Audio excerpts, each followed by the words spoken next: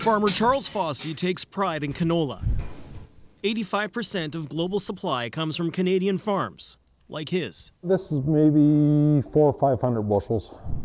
Right now, he's cautiously watching as China shuts out Canadian imports, driving down prices. A quarter of his crop will be canola this year.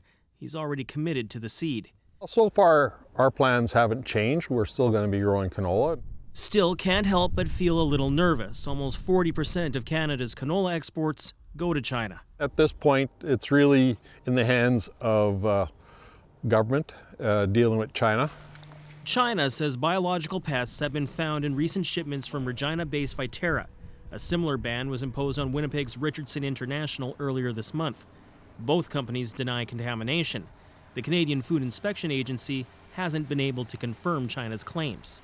So far, there has been no evidence produced. If there's no evidence, let's move on. If there is, let's see it. Meanwhile, the Prime Minister met privately with the head of Richardson International in Winnipeg today. Trudeau said he's considering names for a high-level delegation to China, including Foreign Affairs Minister Chrystia Freeland. Her father is a canola farmer. This isn't the first time canola has been at the heart of a trade dispute with China, but this does seem to be the most complicated. Our concern is that there appears to be, a lot of these issues coming. There appear to be new issues from, coming from China from day to day, and so we're puzzled as to how to solve this.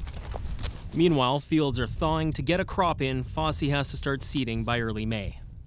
There's time for diplomacy. I certainly hope so.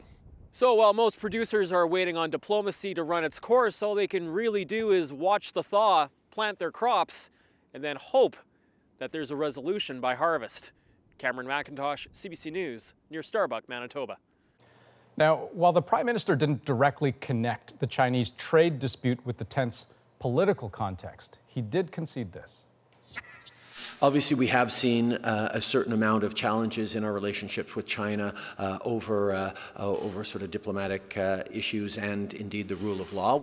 Ottawa's relationship with Beijing certainly has changed since the arrest in December of Meng Wanzhou, the CFO of global Chinese tech giant Huawei. That happened in Vancouver at the request of the U.S., where she now faces financial fraud charges. China has since detained 2 Canadians, alleging espionage, and canola, just the latest casualty in an ongoing battle.